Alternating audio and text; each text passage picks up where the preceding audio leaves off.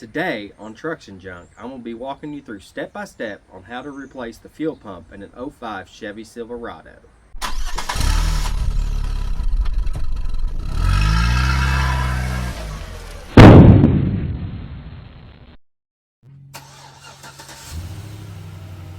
First step, let's get the vehicle raised and supported in a safe location. You can do this by utilizing some wheel ramps and using a jack and some jack stands on the rear.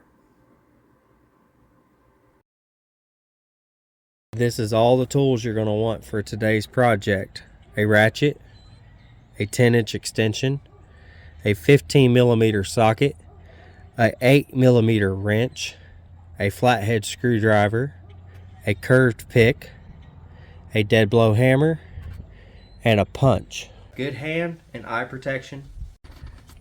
Okay, third step is you're going to disconnect the negative battery terminal.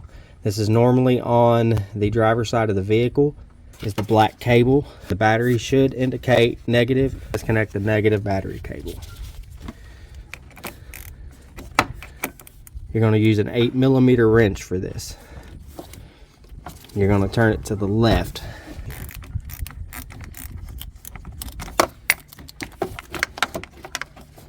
Okay.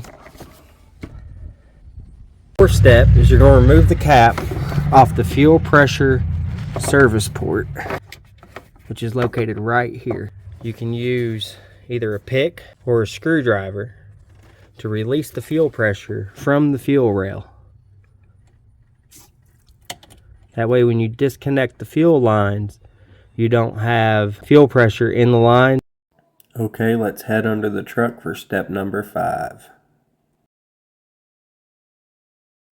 Now we're going to remove the hose clamp off of the vent hose utilizing a flathead screwdriver. This is located right behind the gas cap on the driver's side. Then we're going to twist and pull down on the hose, and it should come off. Now we're going to remove these 2 clamps utilizing the same flathead screwdriver. You just stick it in here and pry, and it should pop open. Just like that. Now we're going to bring down the hose. We're going to let this come down out of the way, and we're going to slide these 2 clamps out of the way. Now we're going to remove the hose clamp utilizing the same flathead screwdriver off of the filler neck hose. Move that out of the way. Now we're going to use this pick and work it around the hose, just like this, to unstick the hose from the filler neck. Now we're going to twist on the hose just a little bit, just to make sure it's free, and then we're going to leave it for when we take the pressure off the tank. Now we're going to move towards the front of the tank for step number 6. As we move to the front of the tank, you're going to see 2 lines, one blue line and one red line. The blue line is your fuel line, the red line is your vacuum line for your evap. To remove these, you're going to utilize this pick. You're going to pull out on these clips with the pick.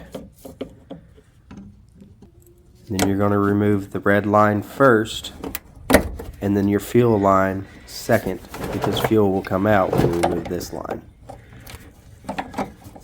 Just like that. Now we're going to move our way to the passenger side of the tank for step number 7.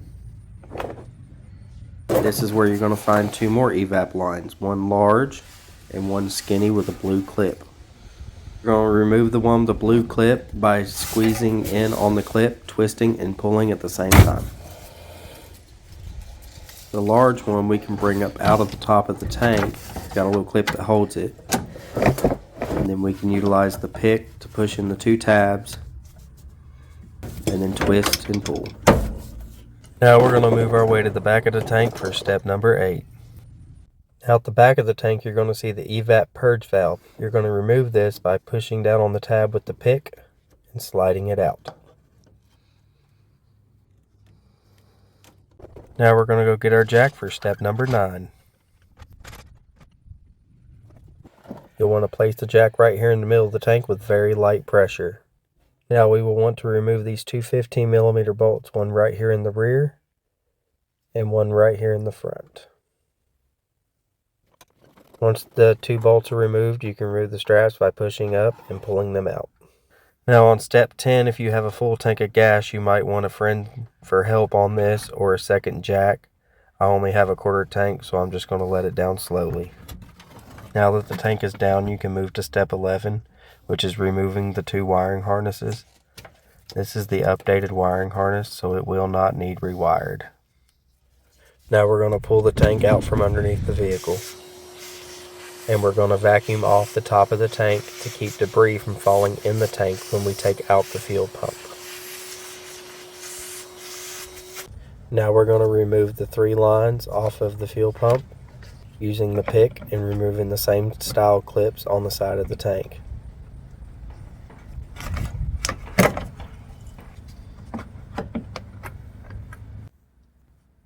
Now that the lines are removed, we're going to remove the fuel pump retaining ring using a punch and a hammer,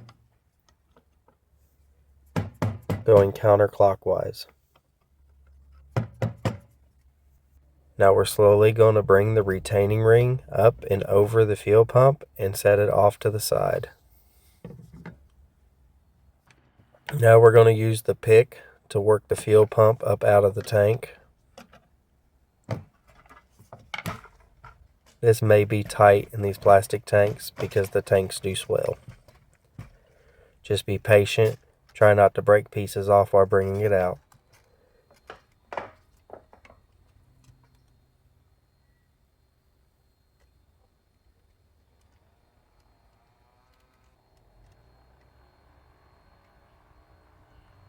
And we're going to set it aside.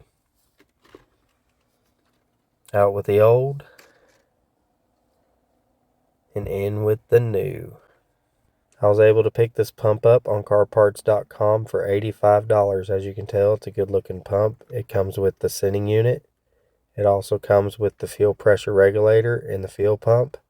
And it also comes with both sensors on top of the pump and an O-ring. And it also comes with the updated wiring harness if you were to need it. As you can tell, it's a good looking pump. Now we're going to place the O-ring in the groove on top of the tank, and then we're going to slide the pump into the tank, rotating the pump to line it back up to our hoses, which will be to the left side of the tank. Now we're going to push down the pump and get our retaining ring. Now this retaining ring has a lip on the one side. You'll want that lip facing up. Put the retaining ring over the pump, and then we're going to twist it clockwise and then hit it with the hammer and chisel to lock it back in place.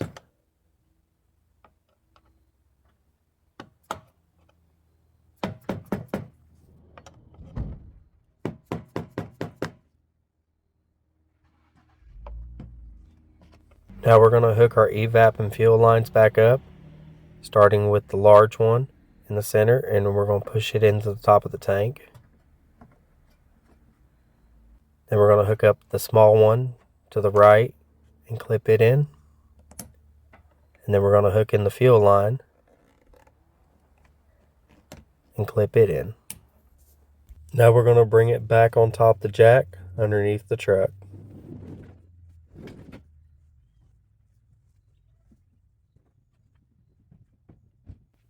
Now that we got it back underneath the truck, we're going to hook the wiring harnesses back up.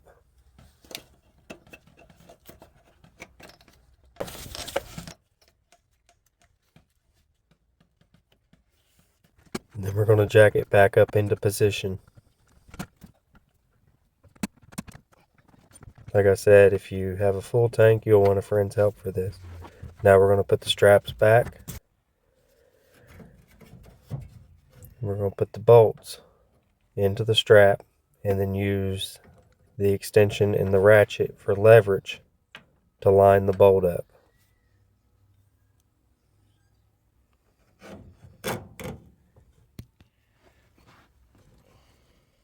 Into place.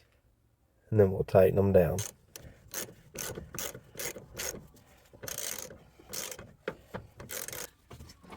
We do the same with the second strap. Use the extension and the socket and the bolt for leverage. Line them up and ratchet them in. Now we're going to put the vent valve back onto the back of the tank by just sliding it on and clicking it into place.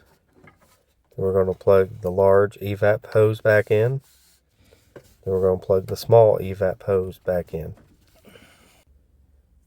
Now we're going to hook the fuel line back up, put the clip back in, and then we're going to hook the vacuum line back up and clip it back in.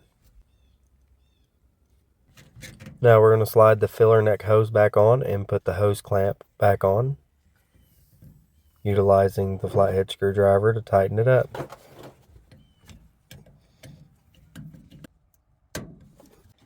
Now we're going to put the vent tube back on and the 2 retaining clips to hold it.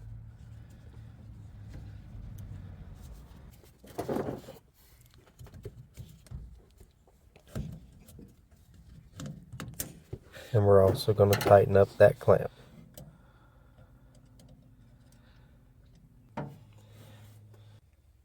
Now we're going to hook the negative battery cable back up.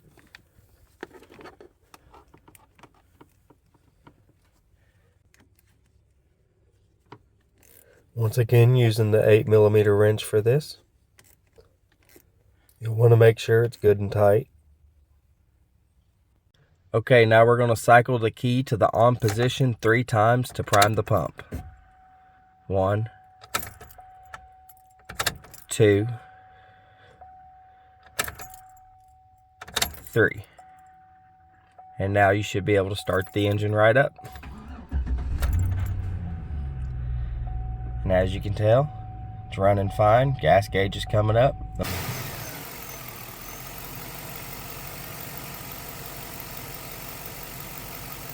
Alright guys, that completes today's video. As you can tell, it's running very well. I hope this helped you guys out and saved you some money. If it did, give it a thumbs up. If you liked the content that I gave you today, please consider subscribing. See you on the next one.